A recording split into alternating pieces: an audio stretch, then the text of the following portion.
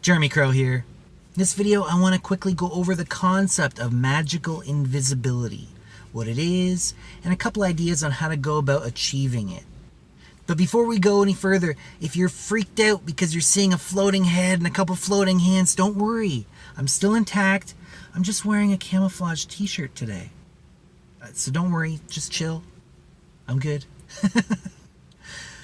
Anyways, magical invisibility. It's not physical invisibility. Like if I were to take a playing card and hide it behind my head, it's not like you could see through me and see the card if I'm magically invisible in the moment. Magical invisibility doesn't change the sense organ data that a person is receiving. If light is bouncing off of you, it's still going to get into the other person's eye. You're just changing the way that data is being perceived. They're still receiving it, but they're perceiving it differently.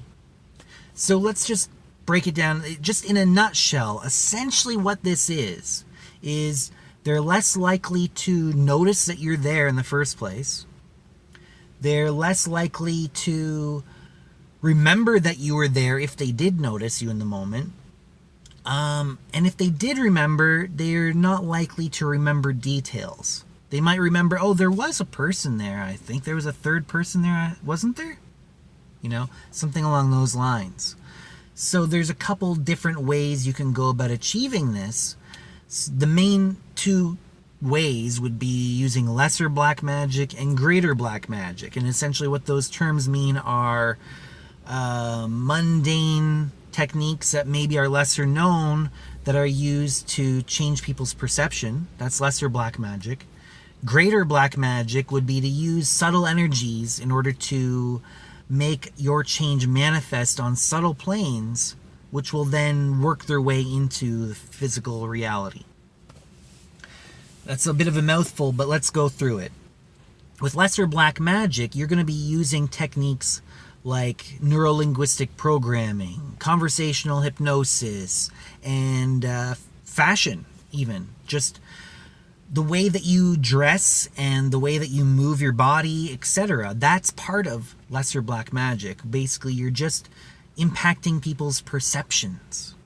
So there is a technique called the gray man technique or the gray man strategy.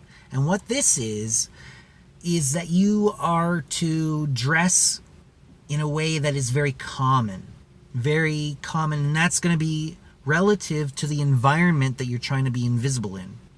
So if you're going to, let's say, a sports game and you want to be just a face in the crowd, you want to be invisible. You're just going to go there, you're going to wear the home team's jersey, you're going to wear the home team's ball cap or whatever. You're just going to dress like a regular person. You're not going to have crazy makeup. You're not going to have crazy jewelry or some flashy whatever. You don't have anything that's going to draw special attention to you unless it's something that everybody else also is doing. So you're just going to blend in, and for the most part, people are just going to you're just going to walk by and you're just going to be just another person there to watch the game. The same thing applies to any other environment. You're going to figure out what the general basic attire is, and you're going to wear that. You're going to engage in the types of behaviors that are expected of people in those circumstances, and so forth and so on. You're not going to stand out. That's really the concept. You just do everything to not stand out. Chances are people will not even notice you're there, or if they do, they'll just instantly dismiss you. You're not going to stick in someone's long-term memory. The next major technique would be to utilize greater black magic. Now, this would be something along the lines of utilizing ceremonies, utilizing techniques that you've mastered during lucid dreaming, meditation techniques, things like that. And there are ways to impact the subtle realms, you could say, or the non-physical. Some people even just refer to it as a mental realm. but you're kind of starting to get into lesser black magic at that point. This is sort of like this is occultism. This is occultism, using occult techniques to make a change on the subtle planes, which will then work its way into manifestation on the physical planes. Essentially, things like ritual. Now, I have a ritual that I wrote that can do this type of thing. It's called the Hidden Cube of Gnosis, and it's in my book, Initiation into the Left-Hand Path, which at the moment I'm actually rewriting to put out as a new edition, and it's going to be titled Initiation into the New Luciferian Era, slightly changing the focus a little bit, but not really. And it's going to have a little bit more content in it that explains that concept of the New Luciferian Era more. But regardless, one of the rituals that I have in that book is the Hidden Cube of Gnosis.